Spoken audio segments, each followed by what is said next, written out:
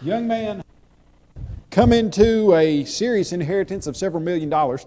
He had always wanted a Ferrari Testarossa, a red one, convertible.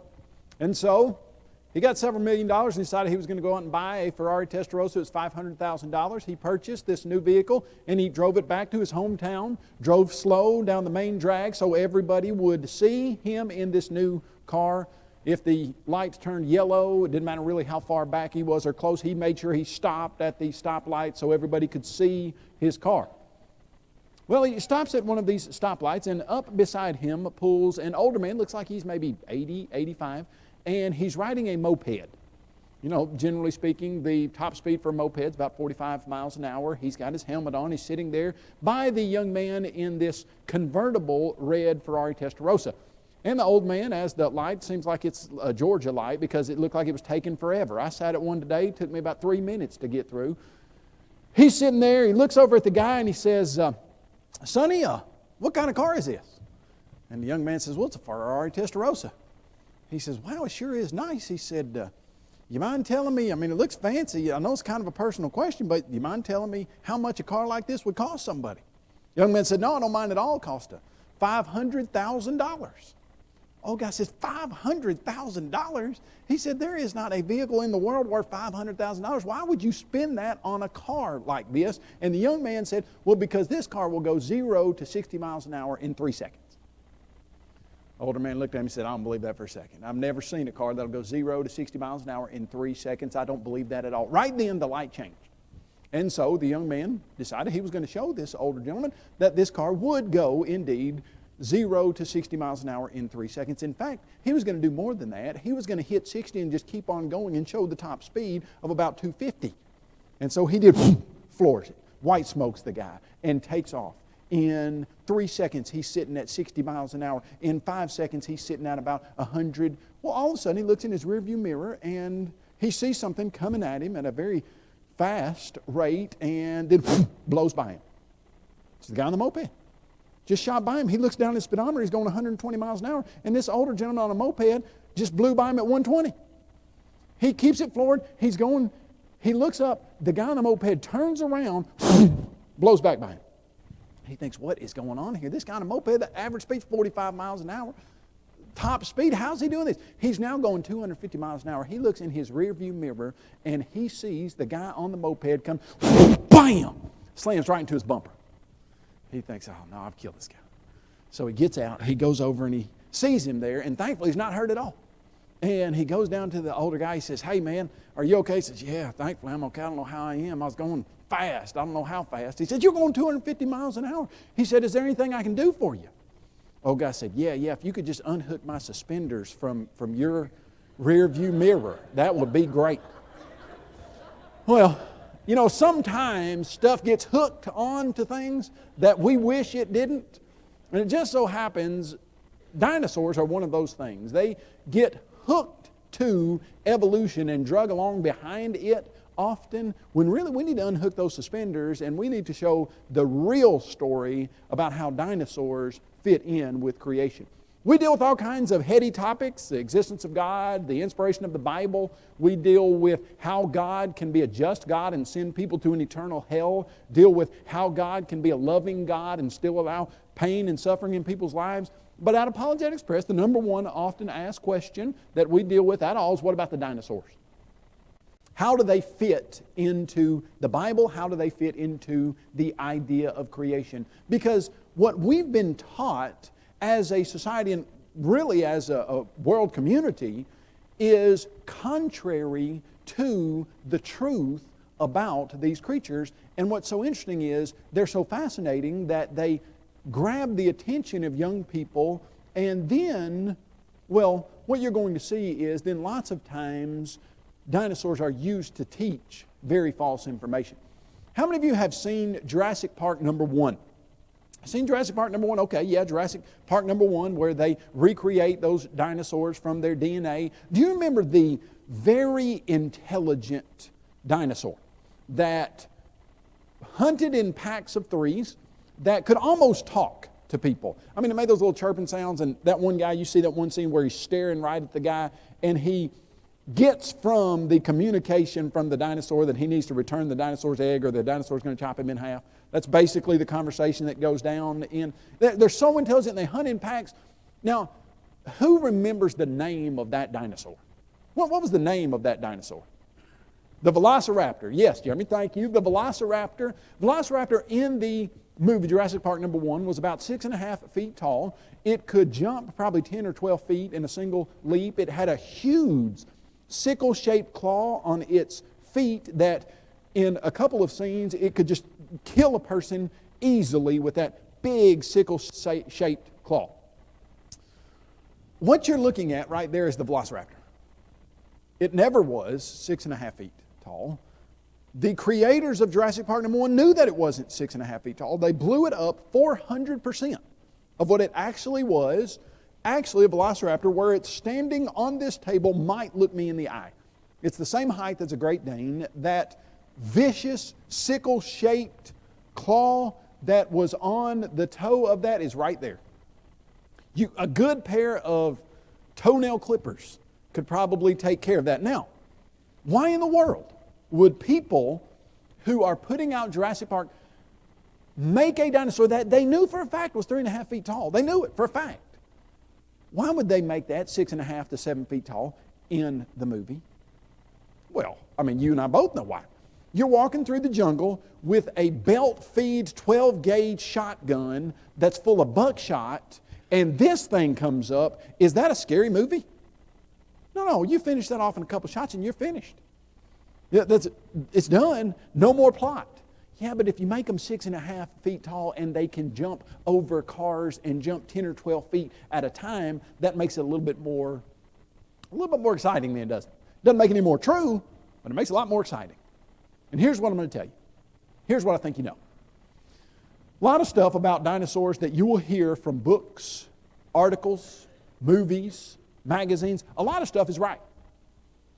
When they tell you the size of the bones that they found, when they tell you where they find those bones, when they tell you how many of those bones, a lot of that stuff is exactly right. I had a couple of my friends that work with me, Jeff Miller and an intern or two, that went out to Wyoming this last summer, and they dug up themselves Tyrannosaurus rex teeth and various other fossils and bones. A lot of that stuff they tell you is right. But what you then find out is some of it is wrong.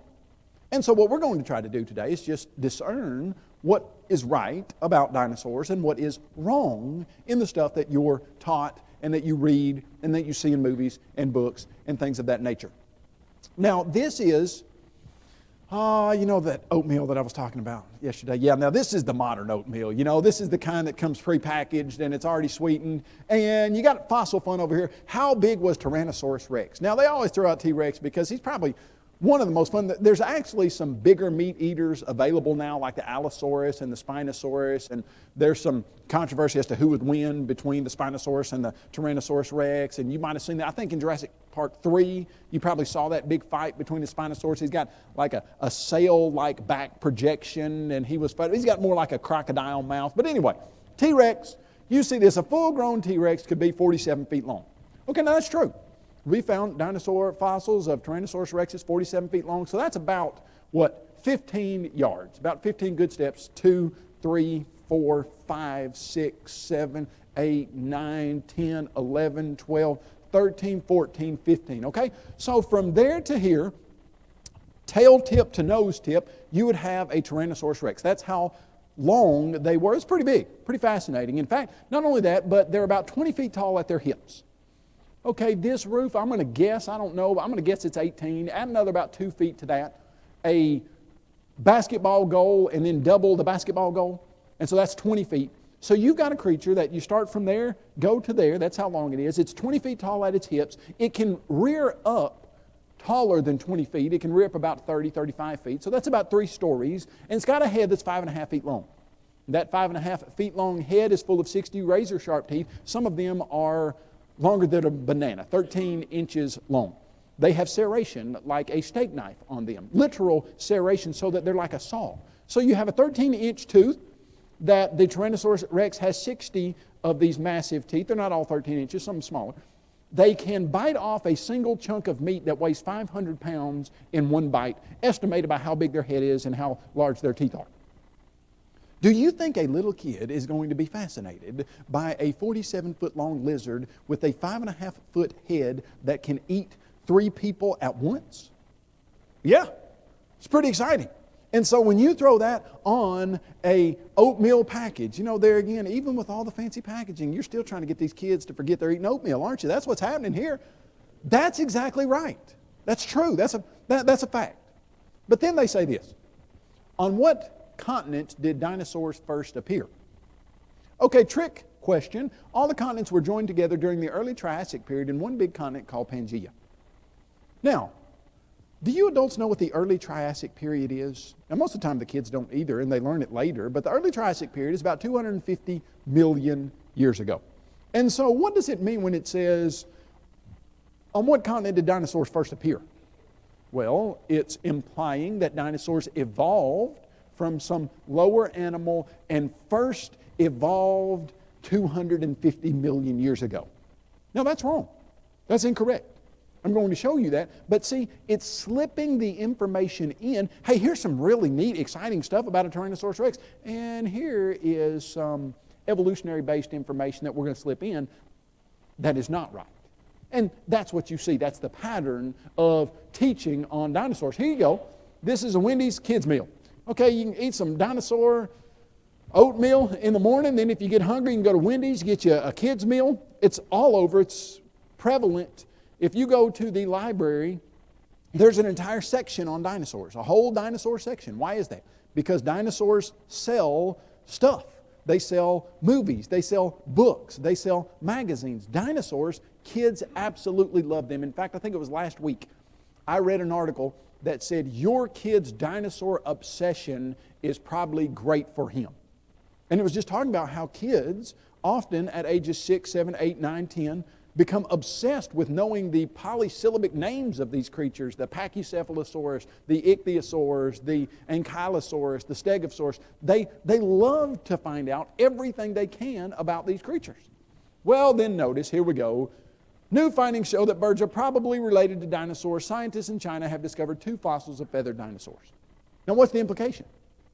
What you are now told is that birds evolved from dinosaurs, and that dinosaurs are really non-avian dinosaurs, and birds now, they call them in the scientific literature avian dinosaurs.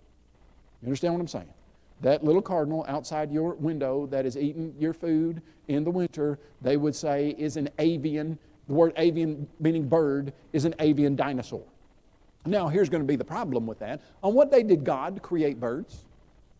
Day 5 of the creation. On what day did God create all land-living animals?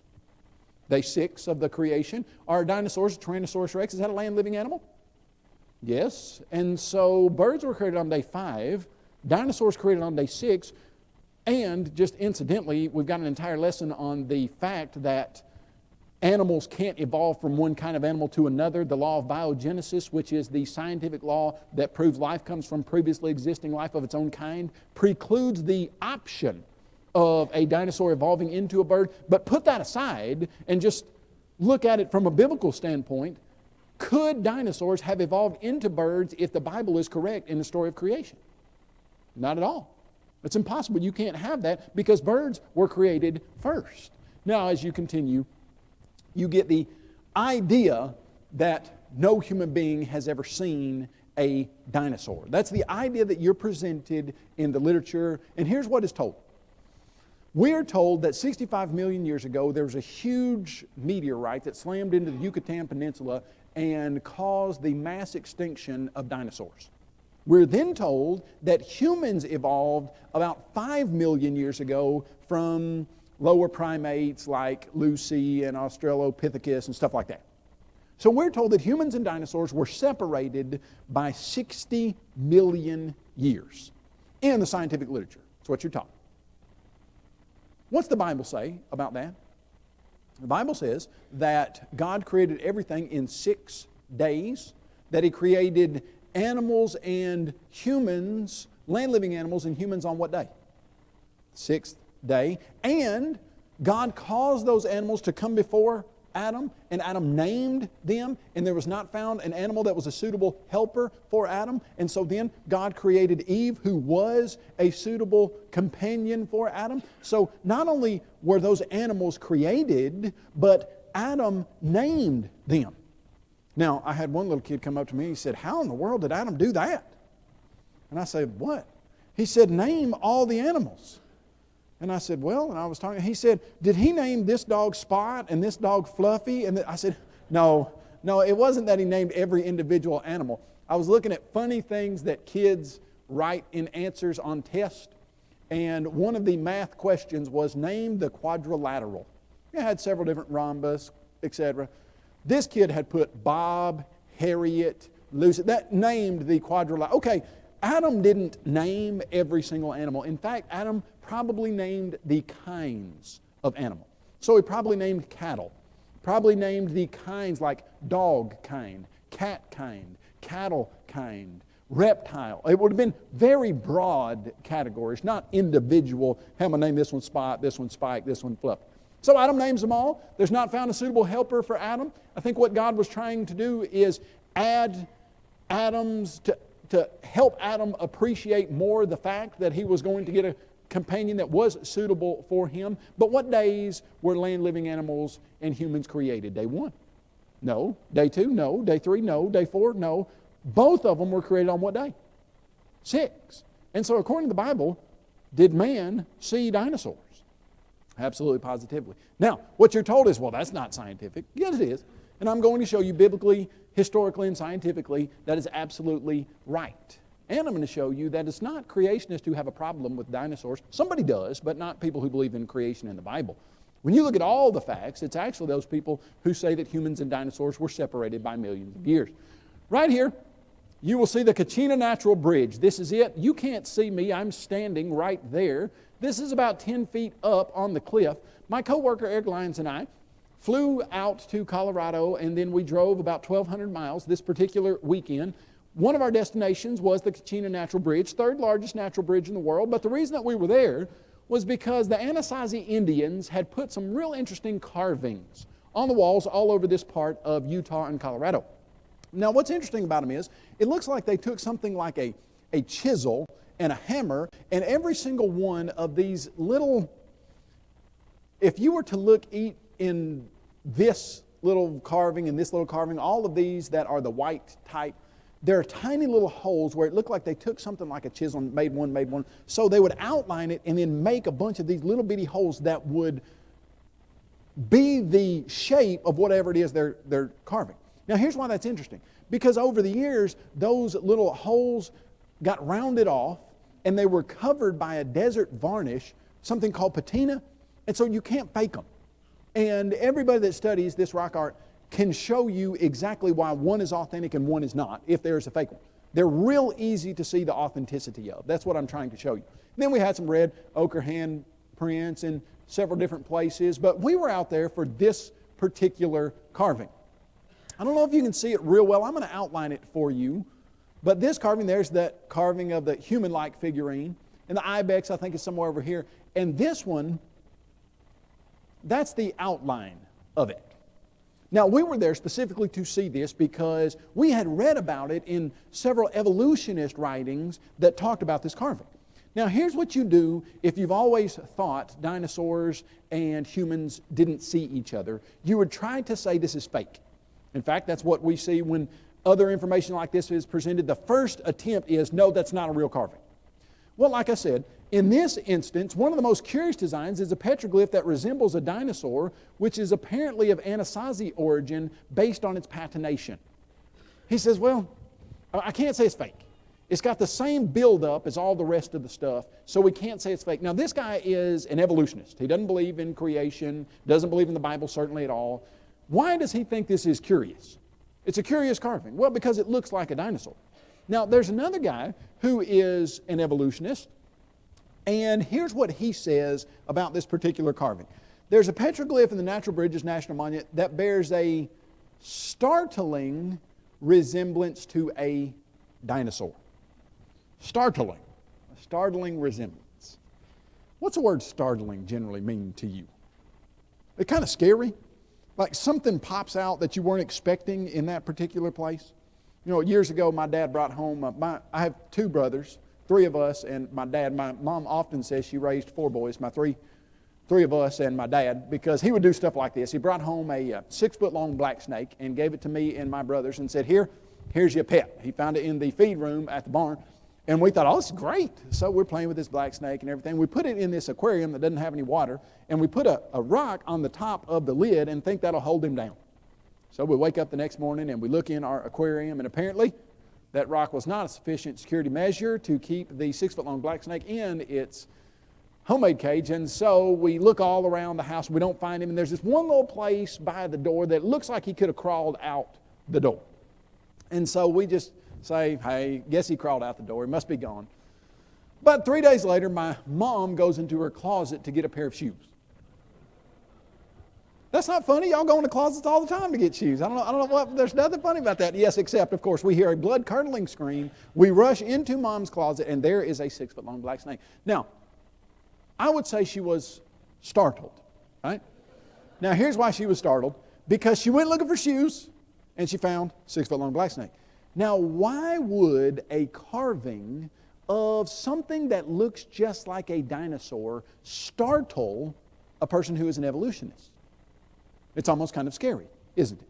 In fact, if this really is a carving of a dinosaur, then that means that 60 million year separation between humans and dinosaurs that is taught in virtually every single book and every single magazine, well, that can't be right. And so it's kind of scary to him. It's kind of startling to him. And what else is very interesting, this is Eric standing next to the hip bone of an Apatosaurus. Now, I'm not going to, I guess I am. Yes, I am. All right, notice that this was specifically a Brontosaurus. Tragically, for those of you who grew up watching the Flintstones and the burgers that they ate, if you always wanted to eat a Brontosaurus burger, I'm sorry, that was never available. Not because humans and dinosaurs didn't live together, because a Brontosaurus never actually existed. Let me tell you why that's the case. They found a dinosaur called an Apatosaurus. Now, here's the fun thing about dinosaurs. If you find a new kind, you get to name it whatever you want. There's something called a Lambeosaurus. You know why? Because the guy's name is Lawrence Lamb, and he wanted to name it after himself. There's also a Argentinosaurus. Why do you think that one is named? Because it's found in Brazil, right? And no, okay, of course, Argentina. Name it where you find it. Now, Apatosaurus, the first guy that found Apatosaurus, he liked the name Apatosaurus, and so that's what he named it. Now, another guy found an Apatosaurus body, but it didn't have a head. And he said, I don't think this is a Apatosaurus. I think it's something else. He goes down the creek about 4 miles, and he finds a head that he puts on it. And he calls his new dinosaur a Brontosaurus. Well, later, they find out that that head that he put on the Apatosaurus body was actually the head of a Camarasaurus. So he took a Camarasaurus head, and he put it on an Apatosaurus body, and he called it a Brontosaurus. So you're never going to eat Brontosaurus burgers because there never was a Brontosaurus. It was an Apatosaurus body with a Camarasaurus head. Okay, now, I say all that just so that you won't incorrectly use Brontosaurus ever again. And so that you will understand the importance of this particular fossil. An Apatosaurus is the dinosaur that looks like this. Actually, there are several that look similar to it, like a Brachiosaurus, an Apatosaurus, a Seismosaurus. You've got a Seismosaurus in the Fernbank Museum of Natural History, if you've ever been down there. That's on the back of our book. We went there. Here's your Fernbank. Your Seismosaurus is one of the biggest dinosaurs ever to have roamed the earth, to our knowledge. They keep finding bigger ones. But here's what's interesting. 45 miles away from that carving are the hip bone fossils of an Apatosaurus. Now, most of the time, if you go to a museum and you see the fossils, you're not seeing fossils that were found anywhere close to that museum, and most of the time you're seeing replicas of those fossils. This is not a replica, and it was found right there close to the museum. 45 miles from the carving of an Apatosaurus-like dinosaur is a fossil of Apatosaurus hip bones. So what's that telling us? Well, it's telling us that we know for a fact that the Apatosaurus lived in that area, and the Apatosaurus happens to be a dinosaur that looks just like what's carved on the wall. And nobody can say it's fake because it matches every other carving, and the Anasazi Indians carved that stuff 1,000 years ago. So, is that startling to an evolutionist who thinks that dinosaurs and humans didn't live together? Yeah, it is. Is it startling to a creationist who knows better? No, in fact, you take that kind of information and it works perfectly with... You think you'll ever read that information in the standard dinosaur book? You think you'll ever see that in a textbook at school on dinosaurs? You won't. No, not because it's not scientific, not because the facts aren't there. It's because it goes against what's been taught for so long. That's why. And so this idea, this is a straight quote from National Geographic in the very first paragraph. No human being's ever seen a live dinosaur. That is absolutely positively wrong. I put a big red wrong on that because when I first started this, I had about 150 first through third graders. And I talked all about how dinosaurs and humans live together, and I felt like I had done a terrific job communicating the idea to them. At the end of the lesson, I said, now, did dinosaurs and humans ever live together? One little kid said, no. I said, what? I said, I just spent 35 minutes showing you that they did. Why would you say they didn't? He said, because you put up a slide that said no human being's ever seen a live dinosaur. I said, really?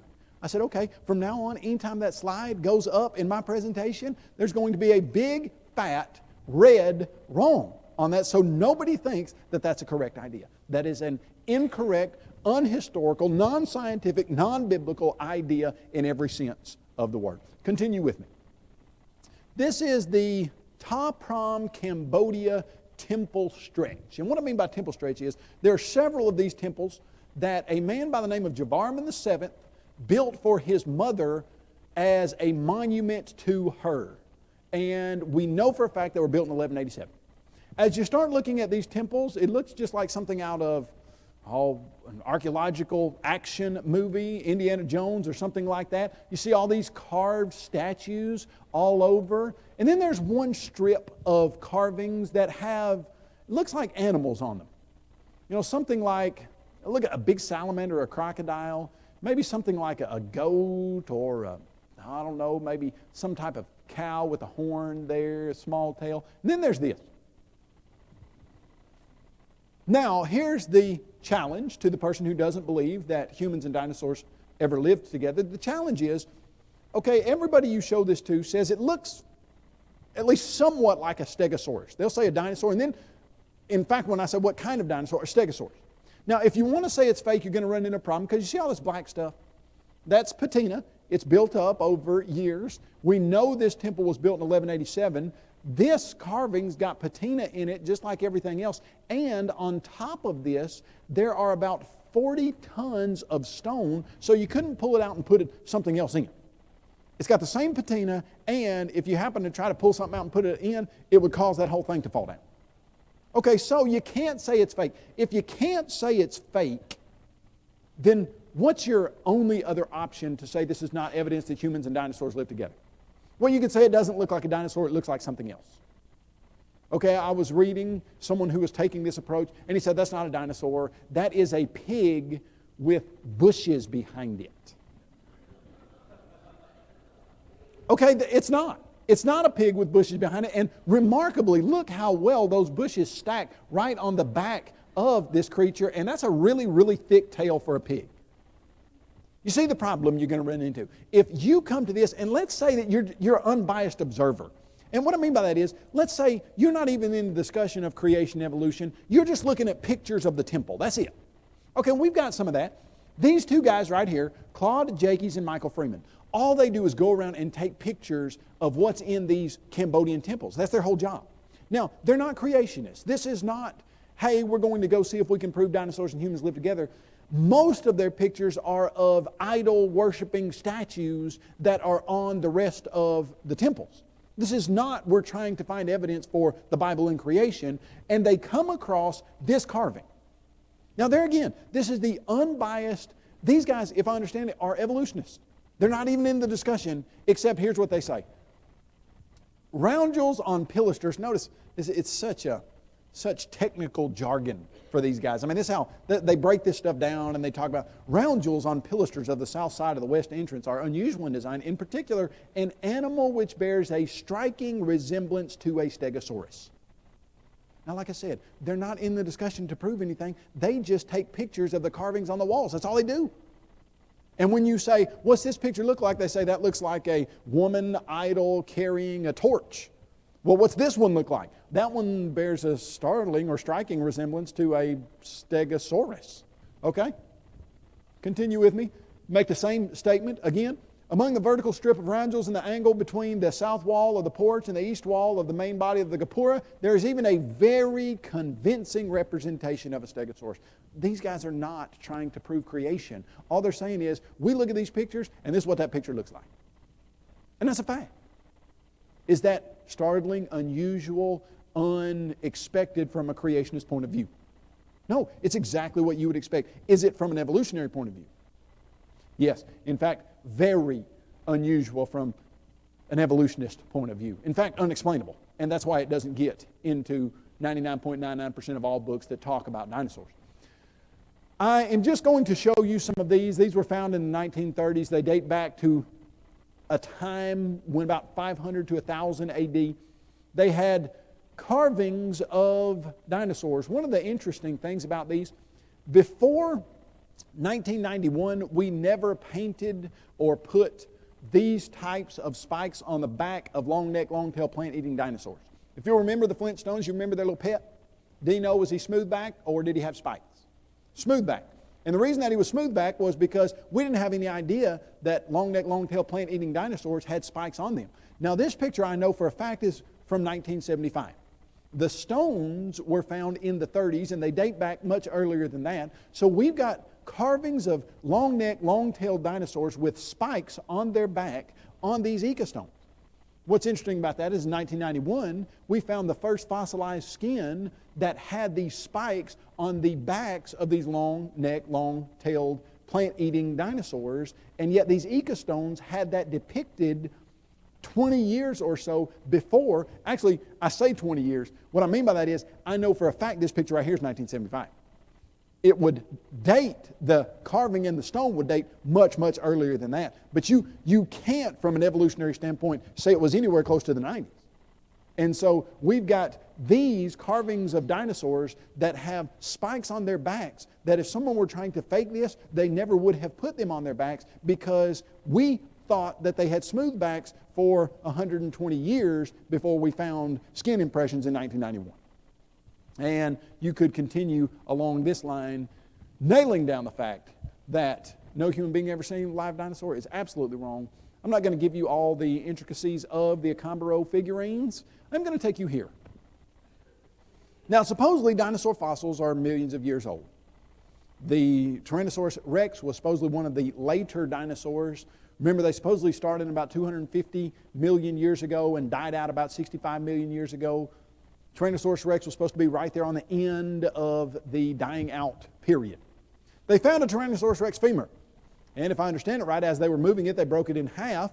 If it's 70 million years old, it should be fossilized. What I mean by that is there should be nothing left of the bone, of the soft tissue. When you're holding it, you're holding a rock, a stone. You're not holding an actual bone. You shouldn't be if it's 70 million years old. And then they broke it open. And there was a scientist by the name of Mary Schweitzer who started looking at what they were finding in the core of this Tyrannosaurus rex fossil. And she said, hold on just a second, this stuff isn't fossilized. She said, this is soft tissue. It's got collagen and leftover red blood cells in it. In fact, the collagen is so stretchy that you can pull it apart and it snaps back together. Now, if this bone were 70 million years old, would you have any soft tissue left in it at all? Absolutely positively not. There's no scientific way to preserve soft tissue for 70 million years. Mary Schweitzer, Eric Lyons called her on the phone and said, did you find soft tissue in these bones? And she's like, yeah, I found. She did not want to report her findings. You know why she didn't want to report her findings? She thought she was going to get fired for finding soft tissue in a Tyrannosaurus rex bone. But now, incidentally, they found it in one and they thought, wonder if it's in other ones. And they have found soft tissue in a number of dinosaur fossils. And you know what they said? Huh? I guess you can preserve collagen and red blood cells for 70 million years. Instead of saying, maybe we've gotten our dates wrong, maybe we have been off on this 70 million year time frame, and let's take all that we know, the carvings and everything, and adjust our thinking. No, without missing a beat, If you would have said before this find, hey, will you ever find soft tissue and red blood cells in a dinosaur fossil? Do you know what would have been said? No possible way. They're 70 million years old. Soft tissue and red blood cells cannot last that long. The next day, when they find them, they don't even check up. They just keep on going and say, well, I guess they do. Boom. You see the problem? Is this exactly what we would expect from a creation point of view? Sure, certainly. From an evolutionary point of view, absolutely not. Which explains the facts the best? Creation does. Now, continue with me. Somebody says, yeah, okay, but how in the world could humans have lived with dinosaurs? I mean, if you got a Tyrannosaurus Rex that could eat 3 people in one bite, how in the world are people going to live at the same time as these creatures? We've heard that on a number of occasions. This is an elephant. It's the largest land-living creature in the world at the present. An African elephant, an adult African elephant, can weigh 22,000 pounds. Do you think that the tusk of this elephant could be used to harm or kill a person? Yes, could an elephant sit on a person and kill them? I was reading recently how that happened somewhere. An elephant sat on a trainer and killed him. Now, are we great at training elephants and getting them to do what we want them to do?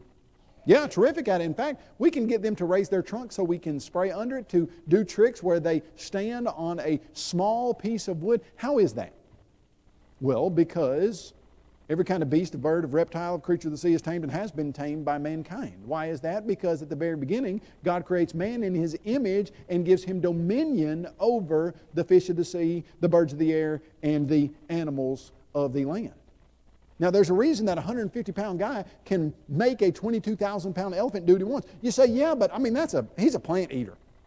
I mean, what about those vicious meat-eating killers? Okay, what about them? Killer whale weighs 10,000 pounds, as much as a pickup truck eats 3,000 pounds of mammal meat a year. And yet, we're so good at training a killer whale that we can have a 110-pound trainer tell the killer whale to open its mouth, and she will stick her head inside of its mouth. It's a carnivore, and yet it doesn't even think about eating the trainer who sticks her head in its mouth because it's trained so well. Now let me ask you a question. You find the bones of a killer whale, they've got 30 razor-sharp 3 to 4 inch teeth. You find the fossil, the bones of a killer whale, and someone says, hey man, if this thing was alive, I'd give you $1 million to swim in a pool with it. What would you say? You can keep your $1 million because I would never swim in a pool with that thing. Because it is a killer whale. In fact, a pot of these can take out a 3,000-pound great white shark. And yet, we're so good at training it that we can do that kind of stuff with it. This right here, my favorite animal in the history of the world, is a Komodo dragon. Komodo dragon, they grow to be 10 feet long, maybe 11. Now here's what's remarkable about a Komodo dragon. They can run as fast as a horse can gallop for a short distance. They're great sprinters. They have poisonous bacteria in their mouth. They've got about 50 strains of different bacteria so that when they bite something, it immediately causes that something to get infected. They have a tongue that allows them to smell a dead animal 2 miles away. So here's their general mode of operation. They run at something, they bite it in the leg, it runs off. It runs off 3 or 4 days later, it's got gangrene and it dies, and they smell it 2 miles away because they live on islands in Indonesia. The islands aren't that big, boom, they go find the dead carcass. Now here's the other interesting thing about a Komodo dragon. It can eat 80% of its own body weight in 15 minutes. Now let's process that. It's very much like some of your 16-year-old teenage boys. They go into a meal weighing 100 pounds. Komodo dragon goes into the meal weighing 100 pounds. It comes out of the meal weighing 180 pounds. And it digests everything. It doesn't even chew its food, really. It eats hoof, it eats hair, it eats everything, just swallows it down. Now, only the bravest, most courageous, most amazingly ice-veined individuals that you've ever seen would put their hands on a bronze statue of a Komodo dragon. That's the Fort Worth Zoo. That's a bronze statue. No, that is not a real killer whale. Now Komodo dragon. Komodo dragons are awesome, and yet Fort Worth Zoo has an exhibit that you can go down and you can get this close to a Komodo. You know how close that is? It's the thickness of the plexiglass that separates you from The Komodo dragon, you get that close to them. Why? Because humans are great at taming blue whale. Now, you think dinosaurs are big, and they are. They're not as big as the blue whale. Blue whale is the largest animal that anybody's ever looked at, ever. Comparing it to every single day, it's about 3 times bigger than the biggest dinosaur we've ever found. It has a heart that is the size of a Volkswagen Beetle. You can crawl through the aorta of a blue whale. 50 adult grown people can stand on the tongue of a blue whale. Now, why is it that worldwide we had to outlaw the killing of blue whales? Well, because people got real good at it, didn't they?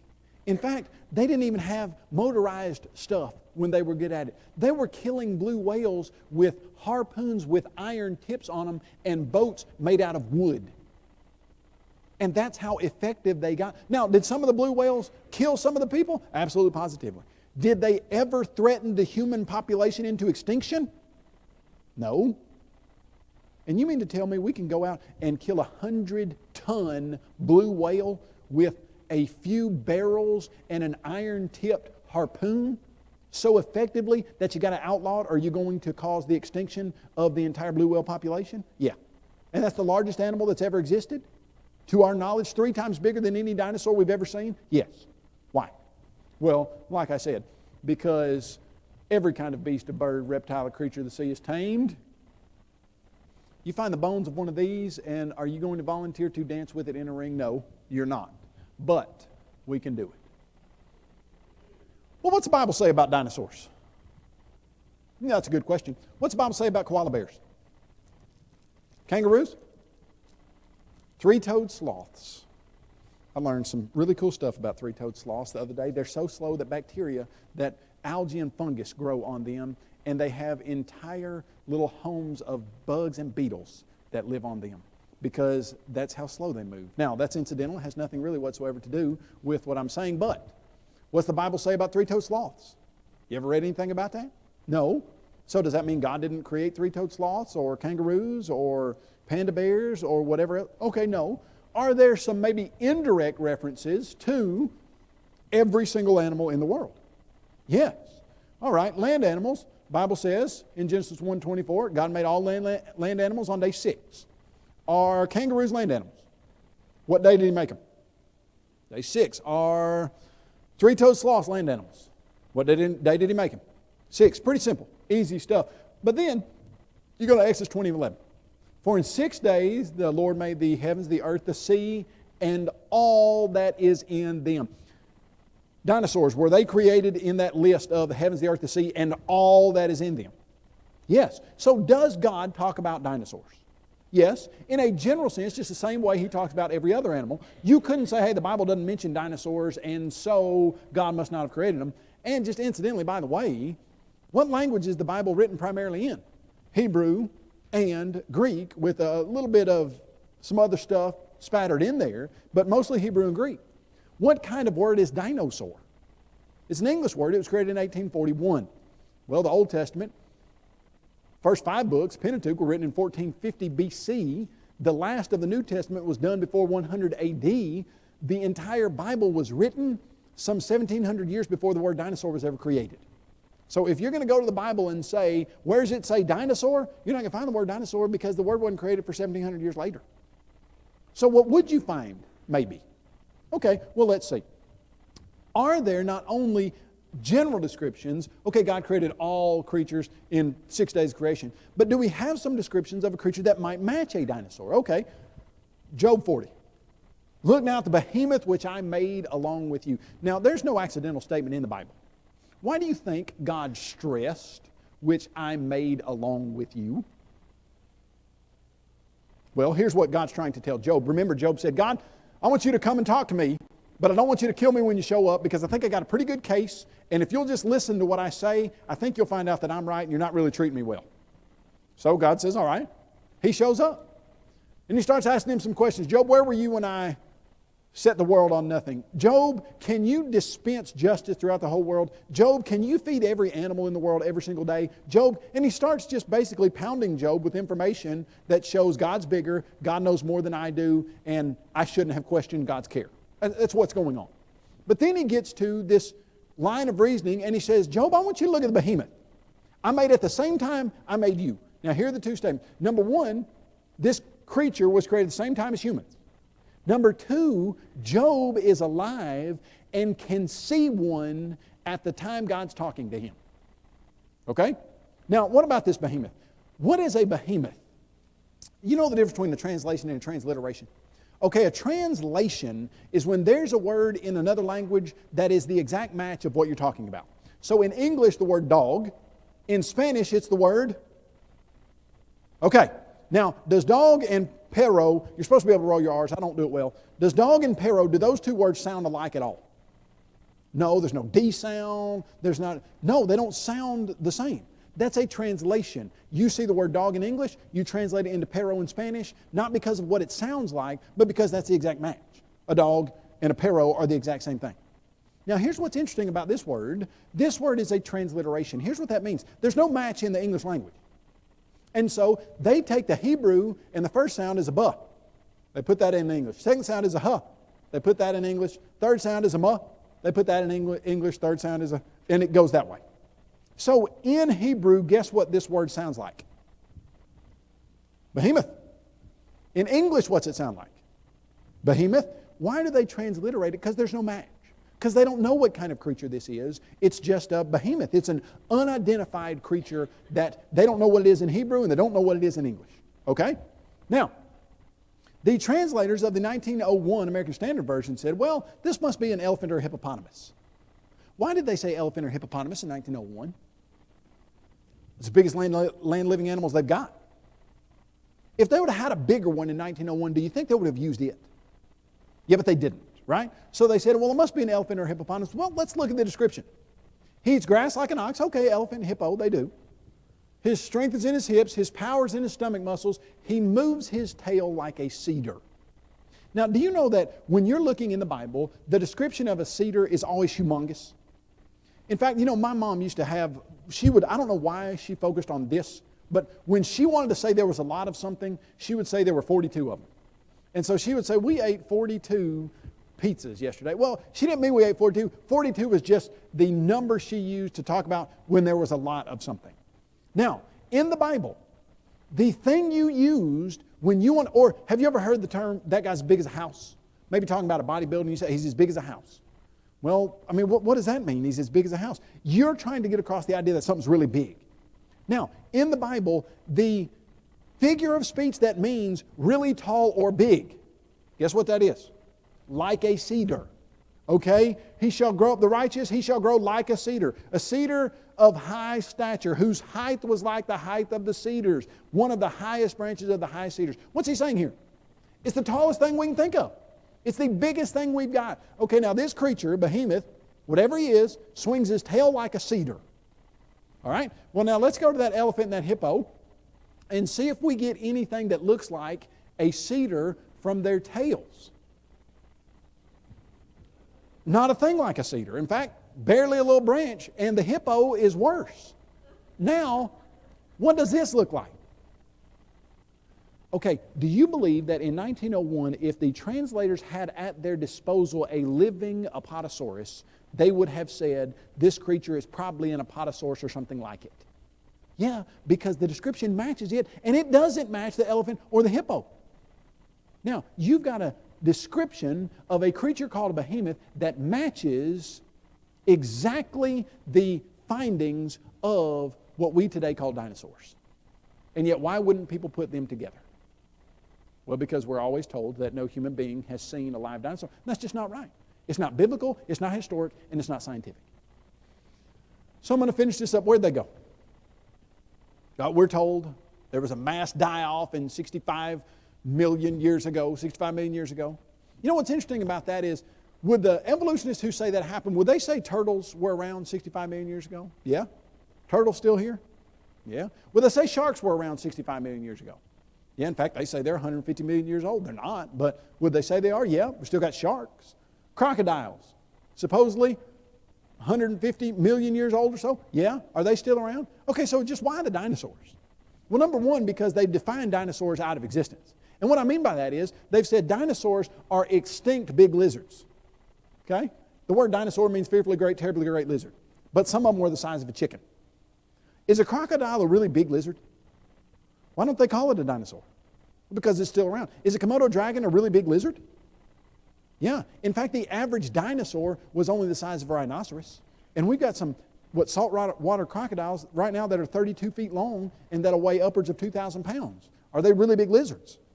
Sure. So if we just want to talk about really big lizards, we've still got a bunch of them. What they mean is all the ones that are not still around. Okay? So we had a bunch of animals like sharks and turtles and crocodiles that they were around supposedly 65 million years ago, and they're still around. So it obviously didn't kill off everything. So what's the issue here? Is this a good explanation for why the dinosaurs went extinct? Probably not. In fact, I'm going to suggest to you what is a much better explanation. In fact, when I say probably not, absolutely not 65 million years ago, and probably not a die-off at all from a meteorite impact. Well, what could have killed the dinosaurs? You know what's interesting about all the fossils we've got of dinosaurs? You go into the Dinosaur National Monument. This is it right here. Very interesting. If you were to look through the glass, you would not see a wall. In fact, what you would see are these fossils. They built it on the side of the cliff. One side is fossils, the other side is a wall like this. Now, when you go in, it's a two-story building. You walk up the balcony and down the bottom, and you're looking over here at this wall, and this isn't really a wall, it's all of these fossils that you see. Now, over here, there are explanations in placard form and things that you're reading about what you're seeing on the fossilized wall there. And you see stuff like this. It's a placard, and it's showing what they think happened to cause all of these fossils to be here at the Dinosaur National Monument. They say after a seasonal flood, this scene of 145 million years ago is based on clues found in the rock face. Carcasses brought downstream by fast-moving muddy water. Here's the problem with fossilizing stuff. You accidentally run over an armadillo or a possum, is it going to be a fossil in the next week? No, what's going to happen to it? It's going to decompose, etc. It's hard to fossilize stuff. What you got to do is have it buried very quickly. And most of the time, in fact probably 99% of the time, the way that you can bury stuff and get it to fossilize is if there is a big flood and a huge movement underneath that water comes over and immediately buries those bones. So did you know, okay, after we saw this, we went back, got on the internet and just typed in fossil graveyard. Here's what virtually every single, 99% of every fossilized graveyard that you'll ever see, that you'll ever read anything about. After a local flood, a flash flood, a regional flood, after a huge flood, a flood, almost every single one of them.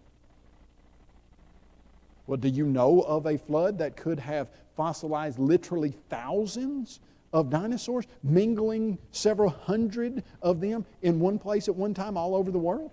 Well, sure you do. There's a really good explanation for that. The flood of Noah that we read about in Genesis chapters 7 through 9 would have given you the force to fossilize these massive dinosaur graveyards. Now, if you've been following along with me, though, you're running into a mental challenge. Okay, yeah, we've got the flood that happens 4,000 BC or so, but the Anasazi Indians are carving dinosaurs in 1,000 AD or so. That means some of them must have lived through the flood, and if they're land-living animals, that means they had to be on the ark. And some of these things were 116 feet long, weighed 96 to 100 tons. How are you going to get them on the ark? Yeah, that's a good question. They found a alligator in the Philippines recently. I guess it's 3-4 years ago now. 24 feet long, weighed 2,000 pounds. 24 feet is 8. Okay, from there, where I was standing to here, that's how long this alligator was that they found. 24 feet long, weighed 2,000 pounds, as much as a humongous cow. You know how big that alligator started when it hatched out of an egg? 6 to 8 inches. That's how big they are. The biggest dinosaur egg we've ever found to date is about 24 inches long, 2 feet. Do you ever read that God says, go find the biggest 2 Argentinasauruses that you can find and put them on the ark? No, it never says that. Do you know why? Because probably what would have made much, much better sense is that the young dinosaurs were put on the ark. That would have made it so that they would have had a long life after the flood. It would also have made it where they didn't have to take up very much room on the ark. They didn't have to eat very much food if they weren't in some type of hibernation state, or if they were cold-blooded, you wouldn't have had to feed them much. Biggest egg we've ever found is 24 inches long. Does this make sense historically, biblically, and scientifically? Yes. Fact of the matter is, a creationist doesn't have a problem with dinosaurs. Now let me tell you what's been done. When God used the behemoth to talk to Job, God's point was, Job, look at how awesome the behemoth is. It's humongous. It's got a tail the size of a cedar tree. And if you look at that, then you know I, as the Creator, am bigger and more powerful than that. God was using the behemoth to bring glory to Him. Has the Tyrannosaurus Rex been used to bring glory to God in our age? Has the Argentinosaurus, the Apatosaurus, have they been used to bring glory to God in our generation? No. The exact opposite has happened, and we as a church have been scared to death to bring up dinosaurs to our kids because we hadn't known what to say to them. And so these massive, awesome, amazing creatures that God created, we haven't been using to bring glory to Him. So you know what it's time to do? Let's take those dinosaurs back. And let's sit our kids down and say, hey, you ever heard of a Tyrannosaurus Rex? It was massive, it was awesome. You know who made that? God. And if God can make something that big and He's that powerful, isn't that the kind of God that we want to serve? You have been so patient and kind. I appreciate you being here this afternoon. We've got a book called The Dinosaurs Unleashed that goes through all of this material that is back there. It's got all the scientific stuff for this. Also, we've got a book, and I think this other adult version of this Dinosaurs Unleashed is called The Dinosaur Delusion. I think that it is free on our website, PDF, if you want it. It even documents the scientific journals and everything where we get all this stuff. You might know, maybe not, but we've got, Jeremy Pate and I have just recently co-authored. He illustrated and wrote some, and I wrote the text of a book called The Dinosaur Journal. And it is at the printer right now. We should have it in the next month. It's a very exciting book, real interesting material that I think you'll probably like. And it's unlike anything I've ever seen. It's going to have like a leather-bound cover, and it's going to talk about how dinosaurs and humans live together and some stuff. It's real unique. I've never seen anything else like it on the market. It's going to be out in the next month or so, and so I'm going to send Jeremy a bunch up here, and you'll be able to see them then. But thanks for having me. We're going to come back and talk about creation compromises, and let's determine that we're going to take God's creatures, the dinosaurs, and we're going to use them for what they're originally designed to be used for, and that's to bring glory to God. We're going to take a break now of about 10 minutes. We're running over, and I knew we would. The dinosaur lesson is always long. We're going to come back at 2:20, and we'll go from there at 2:20. Thank you.